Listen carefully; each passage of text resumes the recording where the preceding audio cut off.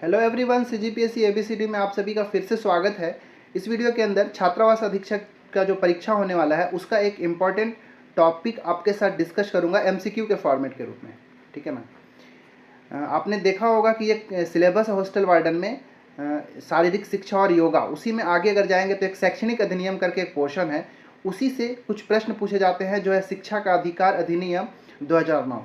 तो यहाँ से मैं कुछ महत्वपूर्ण एमसीक्यू आपके लिए लेकर आया हूँ जो कि कहीं ना कहीं एग्ज़ाम में आपको मदद करेगा। और एमसीक्यू का जो मैंने एक्सप्लेनेशन किया है उस एक्सप्लेनेशन को आपको बहुत गौर से ध्यान देना है, क्योंकि वहाँ से भी प्रश्न आपसे बन सकता है। ठीक है, तो आप अगर इसकी तैयारी किए होंगे तो वीडियो को पॉज करके आप पहले खुद भी आंसर लगाने की कोशिश करिएगा, और लास्ट में आप कमेंट करके ज़रूर बताना कि आपका टोटल में से कितना सही हो रहा है। हाँ, और इसका अगर पीडीएफ चाहिए क्वेश्चन का, ठीक है, अगर क्वेश्चन का आपको अगर पीडीएफ चाहिए तो आप हमारा जो टेलीग्राम चैनल है सीजीपीएससी एबीसीडी का, आप उसको ज्वाइन कर लीजिएगा। अगर सब लोग कहेंगे कि इसका पीडीएफ अगर चाहिए तो मैं वहाँ पे पोस्ट कर दूंगा। ठीक है, तो चलिए लेट ना करते हुए हम शुरू करते हैं। अगर आप चैनल में पहली बार आए हैं तो आप हमारे चैनल को सब्सक्राइब जरूर कर लें, वीडियो अच्छा लगे तो लाइक करें, दोस्तों के साथ शेयर करें। चलिए क्वेश्चन नंबर 1 की शुरुआत करते हैं। क्वेश्चन नंबर 1 है कि भारत के संसद द्वारा शिक्षा के अधिकार अधिनियम मतलब राइट टू एजुकेशन एक्ट को कब अधिनियमित किया गया था। ठीक है, दो तरह से प्रश्न एक बार पूछे जाते हैं। एक आपसे पूछा जाएगा अधिनियमित कब किया गया था, और एक पूछा जाएगा कि लागू कब किया गया था। तो ये दोनों डेट को आपको याद रखना है। ठीक है, बताइए इसका क्या सही आंसर होगा। पहला विकल्प है 4 अगस्त 2009, दूसरा है 1 जनवरी 2009, तीसरा 5 अप्रैल 2009 और चौथा 3 जुलाई 2009। ये चारों में से कौन सा विकल्प जो है सही है, आपको ये बताना है। देखिए, ये जो शिक्षा के अधिकार अधिनियम है, ये अधिनियम को लाया गया था 6 से 14 वर्ष तक के बच्चों के लिए। इसको भी याद रखिएगा, ये अधिनियम जो है 6 से 14 वर्ष तक के सभी बच्चों के लिए निःशुल्क और अनिवार्य शिक्षक के मौलिक अधिकार के रूप में लाया गया था। इस चीज़ को आपको याद रखना है। और इस अधिनियम को लागू किया गया था, वो तो भी नेक्स्ट क्वेश्चन में आपको बताऊंगा। अधिनियमित कब किया गया था, तो 4 अगस्त 2009 को। इसीलिए ऑप्शन नंबर ए जो है बिल्कुल राइट आंसर हो जाएगा। इसको आपको याद रखना है कि भारत के संसद द्वारा शिक्षा के अधिकार अधिनियम को 4 अगस्त 2009 को अधिनियमित किया गया था। और एक चीज डायरेक्ट भी कई बार से एग्जाम में पूछा जाता है कि शिक्षा का अधिकार अधिनियम जो है कब का है, राइट टू एजुकेशन एक्ट जो है वो कब का है, किस वर्ष का है। तो आपको डायरेक्ट याद रखना है 2009 का यह एक्ट है। ठीक है, क्वेश्चन नंबर 2 है कि भारत के संसद द्वारा शिक्षा के अधिकार अधिनियम राइट टू एजुकेशन एक्ट को कब लागू किया गया था। ठीक है, इससे पहले का जो प्रश्न था उसमें मैंने बताया कि इस अधिनियम को अधिनियमित कब किया गया था। ठीक है, जो कि एक इंपॉर्टेंट क्वेश्चन था। ये दूसरा वाला पूछा हूं कि लागू कब हुआ था, तो ये इस डेट को भी आप याद रखने का है आपको, क्योंकि ये दोनों प्रश्न पूछे जाते हैं। ऑप्शन नंबर ए है 4 अगस्त 2009, ऑप्शन नंबर बी है 1 जनवरी 2011, ऑप्शन नंबर सी है 1 अप्रैल 2010 और ऑप्शन नंबर डी है 1 जुलाई 2009। बताइए कौन सा इसका सही होगा। वीडियो को पॉज करिए और इसका आंसर देने की कोशिश करिए।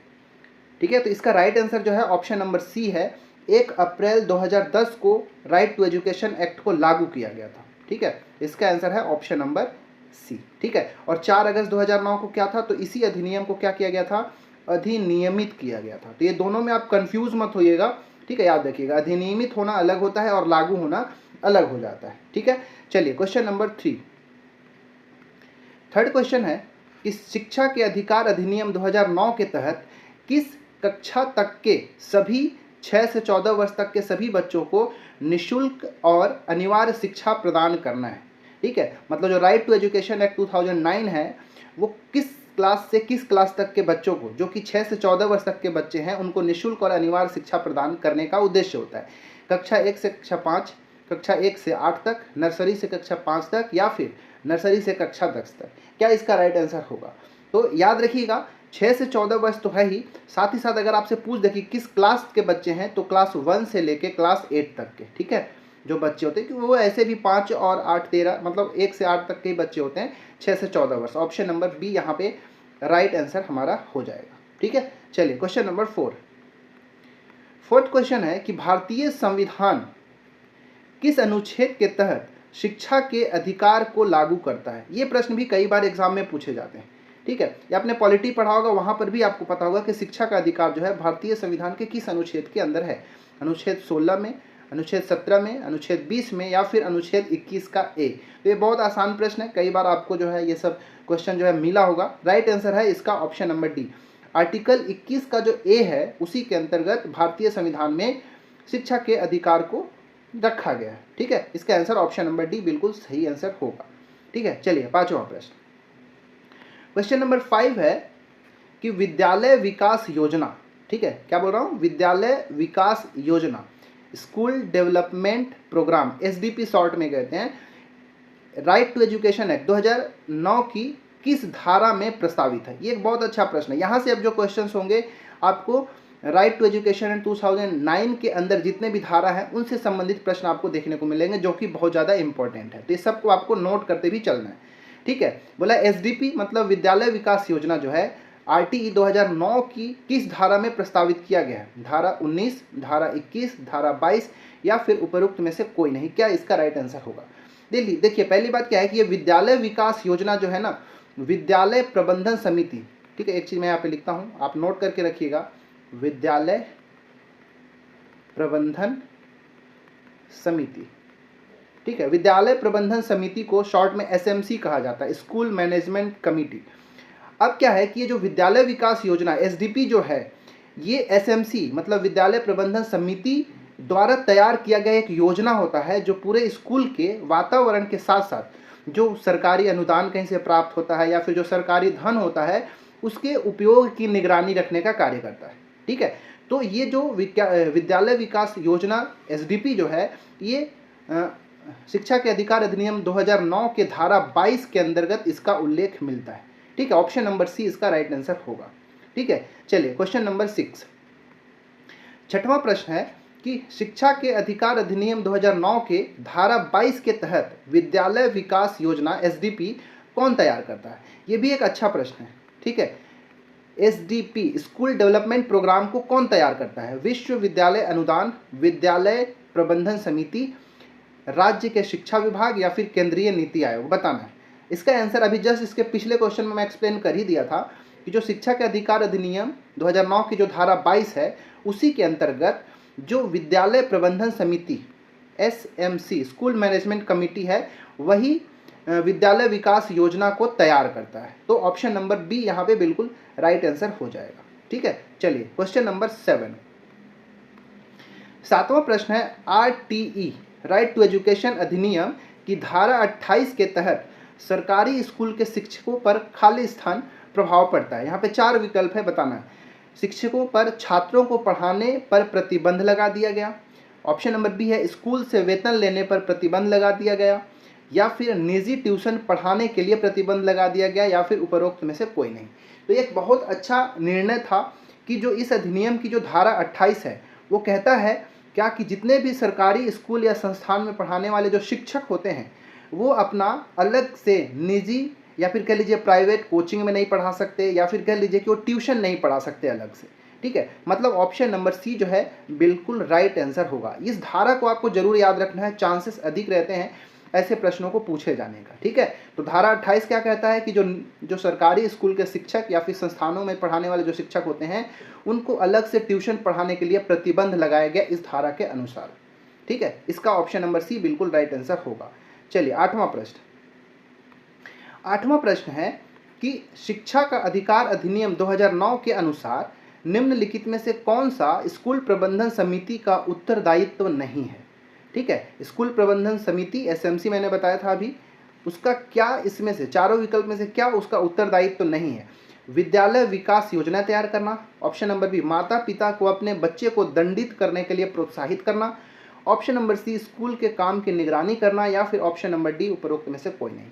तो देखिए भैया, ये एसएमसी जो है स्कूल प्रबंधन समिति वो विद्यालय विकास योजना एसडीपी तैयार करेगा, ये सही है। ठीक है, लेकिन किसी माता पिता को ये थोड़ी ना प्रोत्साहित करने जाएगा कि अपने बाल बच्चों को मारिए, दंडित करिए। इसीलिए हमारा option number B right answer होगा। और स्कूल के काम को निगरानी करने का भी इसकी उत्तरदायित्व होता है, लेकिन माता पिता को प्रोत्साहित करने का कोई भी उसका उत्तरदायित्व तो नहीं होता है। ऑप्शन नंबर बी जो है बिल्कुल सही आंसर होगा।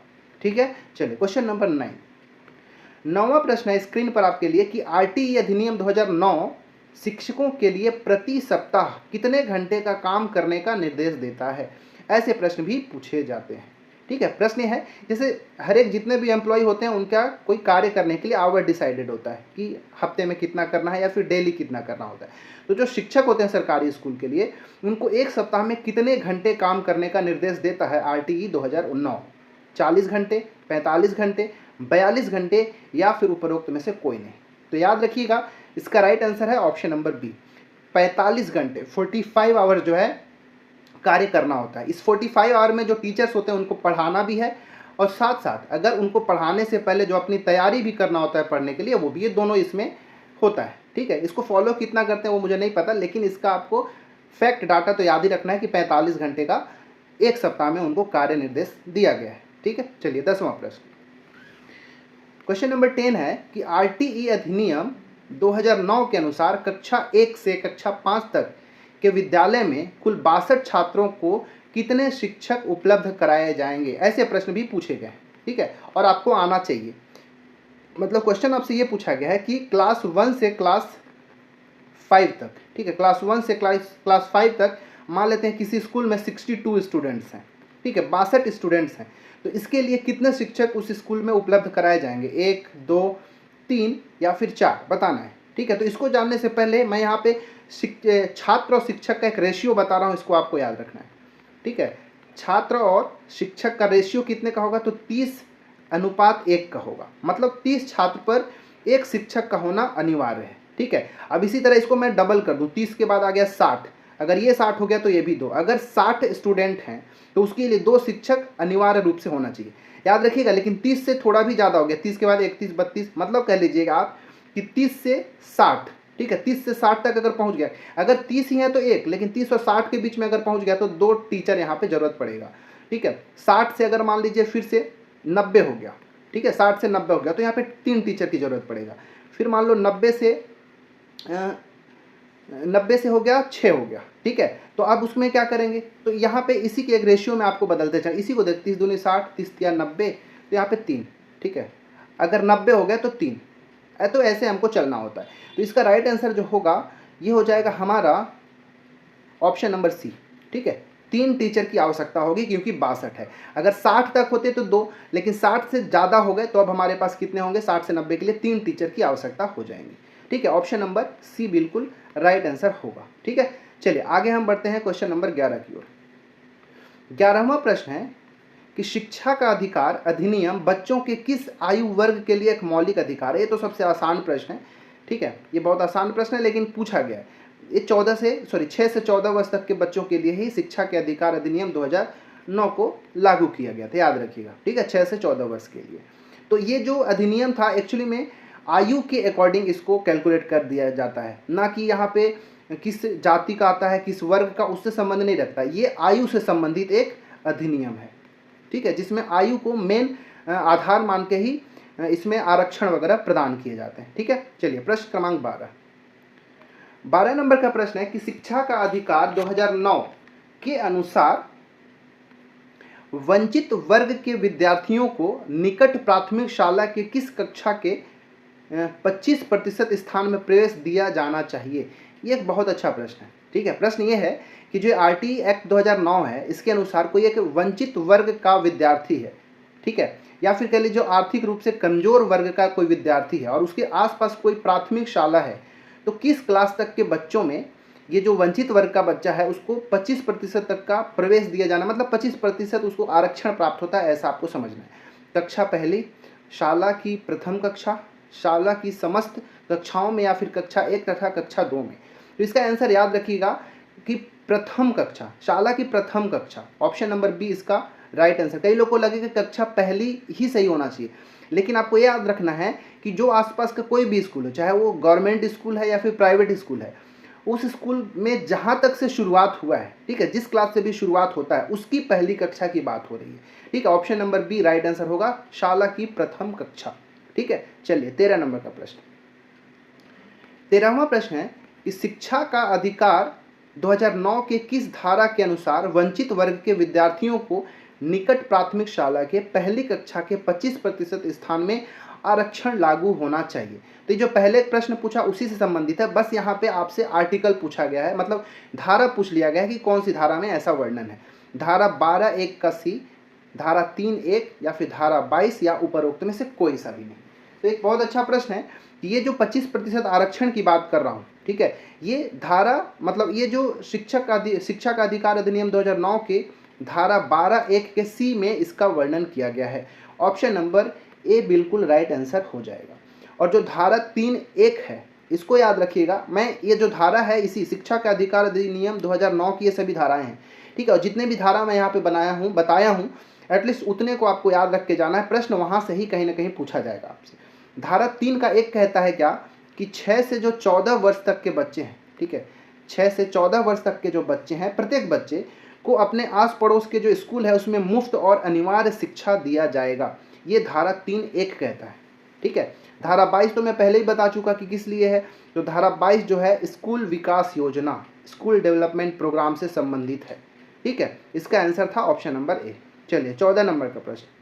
क्वेश्चन नंबर 14 है कि शिक्षा के अधिकार अधिनियम 2009 के तहत शिक्षक को निम्न में से कौन सा कर्तव्य निभाना चाहिए? स्कूल जाने में नियमितता और समय की पाबंदी बनाए रखना, पाठ्यक्रम को संचालित और पूर्ण करना, एक निर्धारित समय में संपूर्ण पाठ्यक्रम को पूरा करना, या उपरोक्त में से सभी। तो ये सभी के सभी कार्य जो है एक शिक्षक को करना चाहिए इस अधिनियम के अनुसार। Option number D right answer हो जाएगा, ठीक है। चलिए अब चलते हैं 15वां प्रश्न। 15वां एक बहुत ज़्यादा इंपॉर्टेंट प्रश्न है और ये आज की वीडियो का लास्ट प्रश्न होगा, ठीक है। तो इसको पूरे को समझिएगा मैं क्या बता रहा हूँ। प्रश्न है कि शिक्षा के अधिकार 2009 के अनुसार कौन सा विकल्प सही है? पहला कथन है कि सभी के लिए समान शैक्षिक अवसरों को समान करने के लिए शिक्षकों के लिए निजी ट्यूशन का निषेध। तो ये भी बिल्कुल सही है। इस अधिनियम के अनुसार मैंने पहले ही बताया कि जो धारा 28 है उसके अनुसार जितने भी सरकारी स्कूल के जो या फिर संस्थान के जो शिक्षक होते हैं उनको अपना निजी ट्यूशन क्लासेस लेने से मनाही है, इसलिए ये वाला विकल्प भी कथन जो है बिल्कुल सही होगा, याद रखिएगा। दूसरा कथन है निजी स्कूलों में आर्थिक रूप से कमजोर बच्चों के लिए 25% सीटों का आरक्षण होगा। ये कथन भी सही है। मैंने पहले बताया कि निजी स्कूल हो या प्राइवेट स्कूल है, जो वंचित वर्ग के जो बच्चे होंगे उनको 25% सीटों का आरक्षण मिलेगा। तीसरा विकल्प है कथन है कि शिक्षक के लिए प्रति माह 45 घंटे का कार्य अवधि होगा, ये भी सही है। चौथा है चुनाव, जनगणना और राहत कार्यों को छोड़कर गैर शैक्षणिक कार्यों में शिक्षक को नियुक्ति नहीं करना है, ये भी सही है। आपने देखा होगा कि जब चुनाव आएगा या फिर जनगणना होता है तो उस समय में जो शिक्षक होते हैं उनको कार्य लिया जाता है, ठीक है। अब इन सब के अलावा कोई गैर शैक्षणिक कार्य है तो उसमें शिक्षक को नियुक्त नहीं किया जा सकता, ये वाला कथन भी सही है।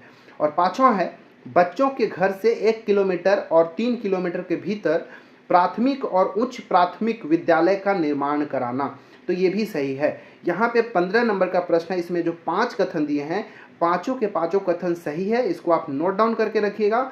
इसीलिए ऑप्शन नंबर डी बिल्कुल राइट आंसर होगा। 1 2 3 4 5 सभी जो है सत्य कथन है, ठीक है। तो इस प्रकार इस वीडियो में हमने 15 इंपॉर्टेंट प्रश्नों को देखा, शैक्षणिक अधिनियम कह लीजिए या फिर शिक्षा का अधिकार अधिनियम 2009 से संबंधित। तो 15 में से आपका कितना सही हुआ आप कमेंट करके जरूर बताइएगा, ठीक है। मिलते हैं किसी और वीडियो में। चैनल में नए हैं तो सब्सक्राइब जरूर कर लें, वीडियो को लाइक भी करें, दोस्तों के साथ शेयर करें और हमारे जो टेलीग्राम चैनल है उसको भी जरूर ज्वाइन कर लें। मिलते हैं अगले वीडियो में, इसमें इतना ही। धन्यवाद।